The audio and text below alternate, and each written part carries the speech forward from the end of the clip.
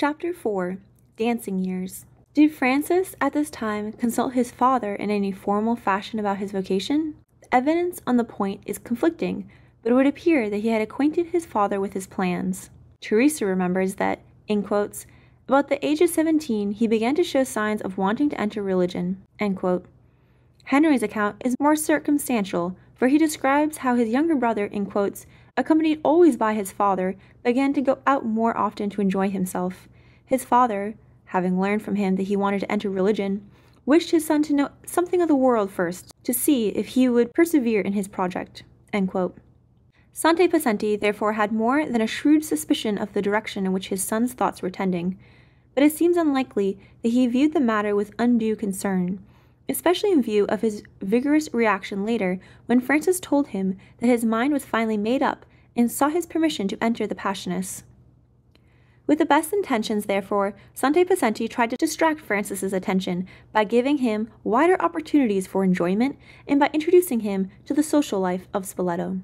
On account of his father's distinguished position, Francis had entry to the wealthiest homes in the city. He was sought, too, on his own account, for he had everything to recommend him: young and eager, good-looking and attractive, a witty talker, an excellent dancer. Is it any wonder that invitations poured in upon him? Proud of his son's popularity, his father accompanied him everywhere. Whilst the older folk sipped their wine and gravely discussed the gloomy political situation, the young people made merry in the adjoining saloon, where music, dancing, and light amusing gossip wheeled the hours away. His close friend and first biographer, Paul Bonacci, gives a vivid pen picture of his appearance, in quotes. His suits were immaculate and always had to be in the latest style, imported from abroad if possible. His hair was heavily scented with perfume, well brushed and glossy. The slightest stain on his garments filled him with dismay. Parties and amusements, good company, and good times, these were the objects to which all his attention was given, end quote. His life at this point could not be called vivacious or dissipated in any sense. At best, it was shallow and superficial. Afterwards, when he realized how he had wasted his time and his talents, he was filled with grief. The difference came home to him most vividly during his first few days in the monastery, when he cried, "Oh, how could I have been so blind? How I wasted my time! My whole life was going up in smoke!" End quote. It is perhaps from the letters in which he later recalled incidents from this troubled time that the picture can best be pieced together. Allowance, too, must be made for the fact that in the interval his spiritual perception had become more acute, his conscience more delicate and enlightened, and his remorse therefore more keen. The picture was not perhaps as somber as it appeared in retrospect. To his close friend, Philip Genevetti, then studying law at Cambrino University, he later wrote a charming, self-revealing letter in which he speaks frankly of old times. He warns his friend to beware of bad books, careless talk, theater-going, and bad companions. And by that, he adds, I don't mean rogues and scoundrels, or wasters of that description. You wouldn't be found in that kind of company. I mean those who with fair words and false friendship would steal your heart away. You know what I mean, he continues graphically. Dear Phil, please believe me, for I speak to you from my heart. I really don't know whether a whole lifetime spent in religion would be enough to atone to God for all my faults, especially those which I committed under those 4 headings. You have been my closest and best friend for so many years, so you'll know if I'm telling the truth. In quotes, Dear Phil, I can tell you for certain that had I remained in the world, I don't think I could have been saved at all. How could anyone have found salvation amidst so many friends, so much idle talk, so much dangers of every kind? Tell me, could anyone have had more fun and games than I enjoyed in the world? Well, what's the result now? I'll tell you frankly, nothing but grief and sorrow. End quote. The coming of Christmas reminded him of many a Christmases spent at home, and again his conscience reproached him. From his Passionist cell, he wrote home for Christmas, 1857, in quotes.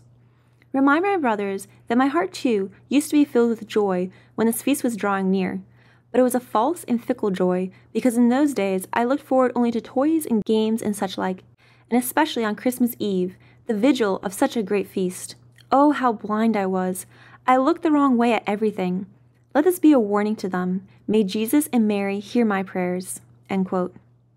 Always, he harks back to the same 2 or 3 things which seem to have caused him the greatest regret. novels, theaters, and gay social evenings. Occasionally, there is a variation, as when he begs his father not to allow the boys to play cards. He wrote, in quotes, "Father dear, you still have 2 sons left at home. Have a care for their salvation, and above all, don't ever allow them to play cards." In quotes, "Father dear, I can tell you now that when I was at home, we went to play cards in many a house, and oh, the trouble we had. If you had only known about it at the time, you would have wept." In quotes, "Take good care, too, that they don't read those romantic novels, and don't say they are harmless. I know how harmless they are. Oh, how they spoiled my heart." End quote. That was his own view of his conduct. How did it appear to others? There can be little doubt that he exaggerated his shortcomings, for those in a position to judge saw these things differently. Despite his vanity of dress, his love for the theater, his skill as a dancer, he was still fundamentally a devout and well-behaved young man. In quotes, although Francis was fond of appearing in society, observed his brother Henry, he was never lacking in that reserve and modesty which he had learned from our parents. End quote. And his sister Teresa added, "From his early school days, he showed a particular devotion to the Blessed Virgin, never missing the family rosary, which we recited at home every evening." End quote. In the brilliant saloons of Spoleto, all eyes were fixed on Francis Passenti as he stepped out gaily with his partner to lead the couples in the intricate steps of the gavotti, or the newly introduced and popular waltz. Slim and well-dressed, light on his toes, and gifted with unusual charm, Francis was always in demand as a partner.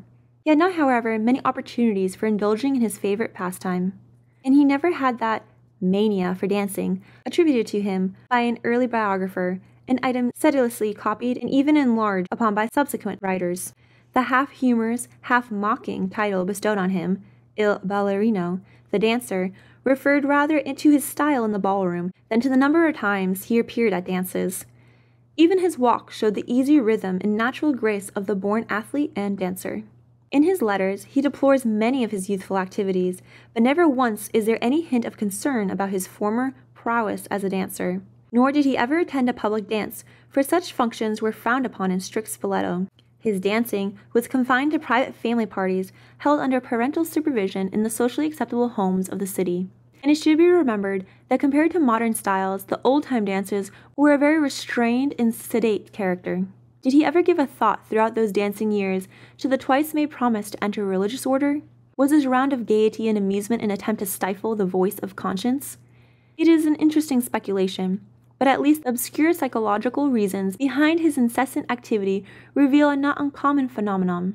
It was of course an old story. St. John the Apostle had dealt with the problem as it appeared in this day. In quotes, "I write to you, young men," he said, "because you are strong. Love not the world nor the things which are in the world. For all that is in the world is the concupiscence of the flesh, and the concupiscence of the eye, and the pride of life." End quote. 1 John chapter 2, verses 14 through 15. Francis was passing through a difficult time, the time of adolescence, when he was no longer a child, but not yet a man. To him, the world had much to offer, and he had much to give in return. The cup that was held invitingly to his lips was sweet to taste. In the first heady draught, there was no hint of the bitter lees of sorrow and remorse. He hesitated to leave it all behind him. Yet, in the midst of his merrymaking, his conscience continued to trouble him. The issue was still in the balance, and the ultimate fate of his soul was in peril. Such, too, was the opinion of Bonanetzschi. In quotes, "Certainly, if such a mode of life were longer to continue, the world would ultimately have prevailed and would have made an outstanding conquest." End quote. It was an old story, but it was not a unique story. Had Francis, idly browsing in the bookshops of Spoleto, picked up a copy of the Confessions of St. Augustine, he would in all probability have quickly put it down again. But if he had taken time to leaf through the closely printed pages, his eye might have lighted on certain passages, and he could not have failed to recognize a like situation. Augustine, too, had long hesitated before he had made his final choice and thrown himself headlong into the arms of God. Not yet had he come to the point where he could pen the magnificent words that will live as long as Christian literature shall endure. In quotes, "Too late have I known thee, too late have I loved thee, O ancient beautiful, ever new. Thou hast made us for thyself, O God, and our hearts can never rest until they rest in thee." End quote. But in tragic, touching words, Augustine potently described his vacillating mind, the endless struggle between the spirit and the flesh.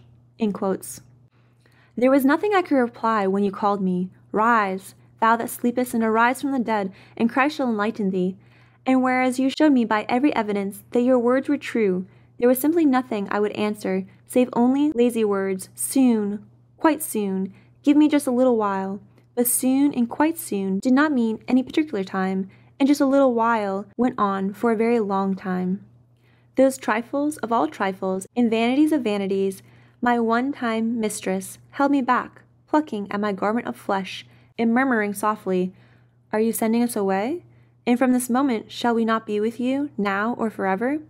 And from this moment shall this or that not be allowed you, now or forever? End quote.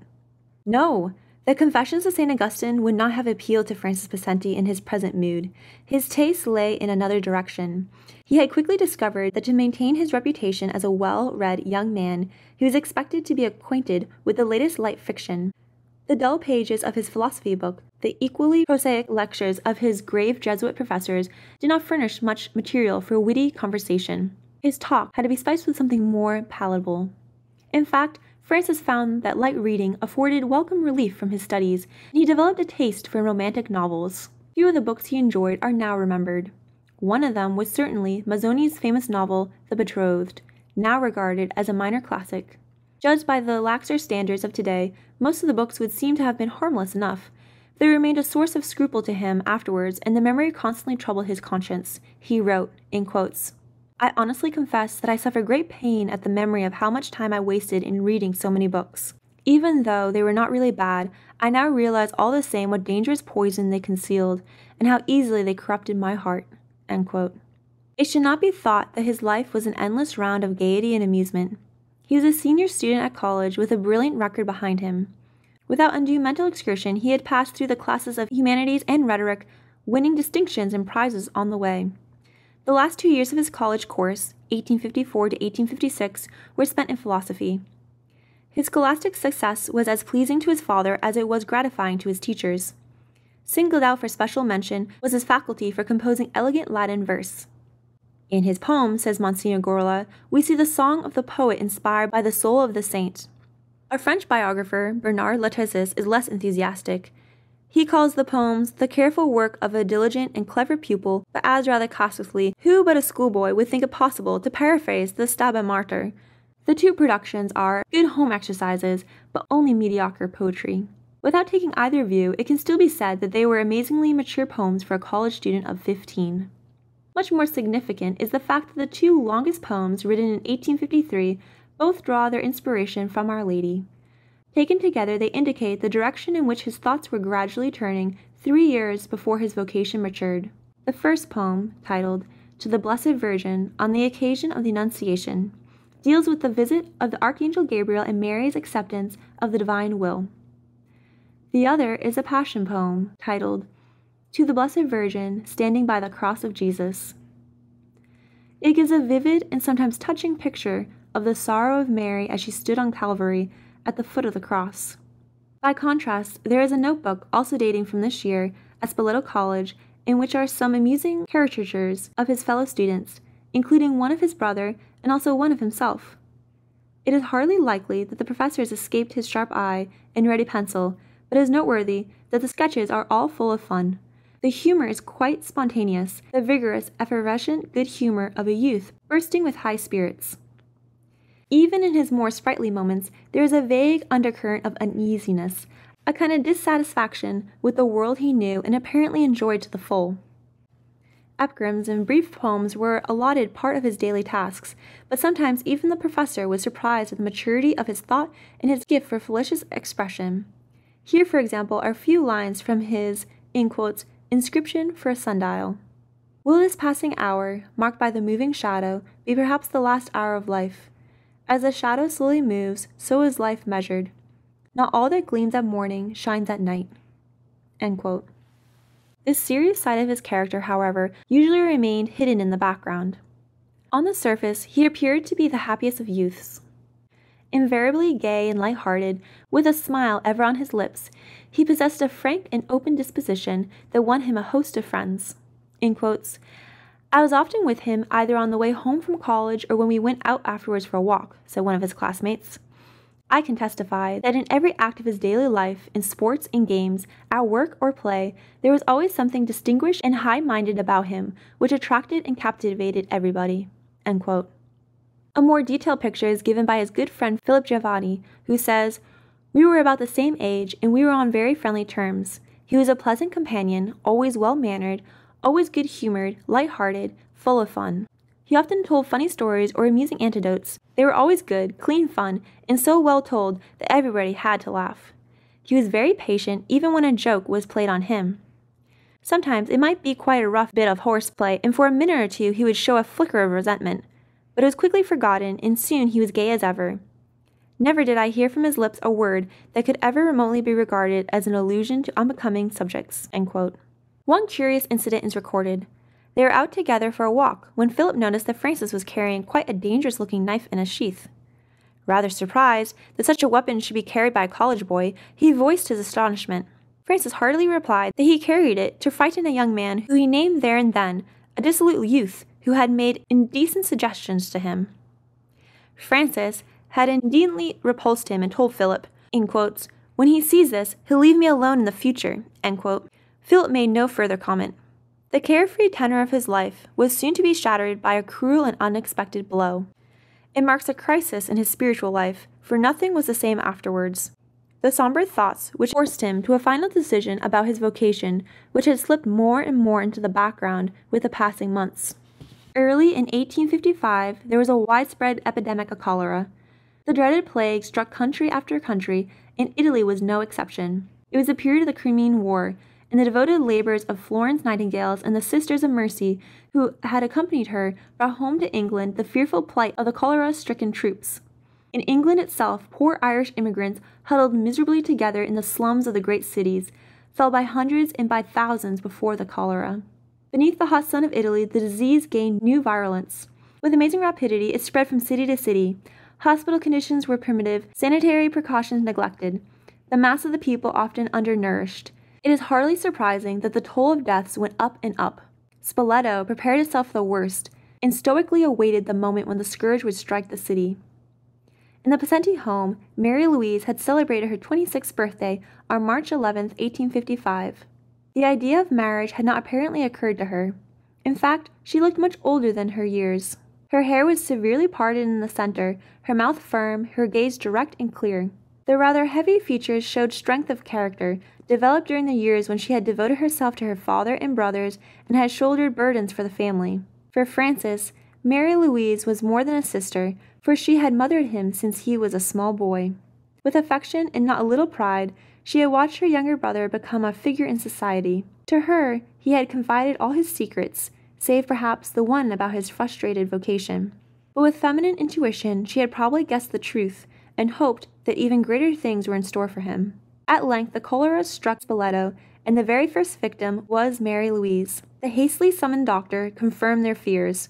Anxiously, they watched around her bedside, and none was more attentive than Francis. He saw the bright eyes grow dull and glazed with fever. The color faded from her cheeks. He saw the gradual decline of strength and growing weakness. Could it be that she would never get well again? Could it be that Mary Louise was dying? Rebelliously, he refused to consider the thought. How could life go on for him without Mary Louise? It was now June 3rd, Feast of Corpus Christi. Francis had been appointed to carry the processional cross at the Blessed Sacrament procession, but his mind was in turmoil of the indecision. What was he to do? Should he take part in the procession, or should he stay at home by the bedside of his sister? A choice had to be made, and Francis decided. There were others to watch at home, so she would not be left alone. Besides, during the procession he could pray with special fervor, and thus win from God the grace of her recovery. With heavy heart he went slowly towards the church. As he was waiting in the sacristy to take his place at the head of the procession, he heard an urgent whisper. "Psst! Francis! Francis Passionists! Go home at once! Your sister is dead!" In a trance that had the quality of a nightmare, Francis mechanically took off his surplice and santon. There must be some mistake. His mind refused to accept the message, but in his heart he knew it was true. The blow that he had dreaded had fallen at last. Racing down the hill through the deserted side streets, he dashed into the house and flung himself down beside the deathbed. Mary Louise! She looked so calm and peaceful now. Her eyes were closed, her lips curved in a half smile, but she was gone, gone, gone. As Francis, just 17, knelt there, his mind went back over the years.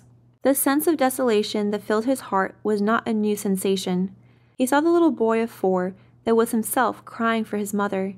He remembered Mary Louise, the warmth of her arms, her gentle consoling words, her tenderness as she dried his tears.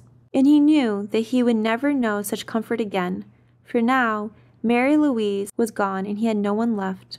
With unseeing eyes and ashen face, Francis stumbled blindly to his room and knelt before his shrine of the Madonna. His mind was numb with shock, and he had lost all count of time. No words came to his lips as he knelt there with his head buried in his hands. He could not think, he could not even pray. Silent and immovable he stayed there, conscious only of the coldness in his heart and the awful feeling of emptiness in his life. Raising his eyes at length to the Madonna, he felt a new understanding surge within his soul as he looked upon the figure of the dead Christ clasped in her arms. Relief came at last in healing tears, and with relief, ability to pray once more. He prayed for the white innocent soul of Mary Louise. He prayed for his grief-stricken father, and he prayed too for himself. "Mother mine," he begged, "please help me now. I have no one left but you."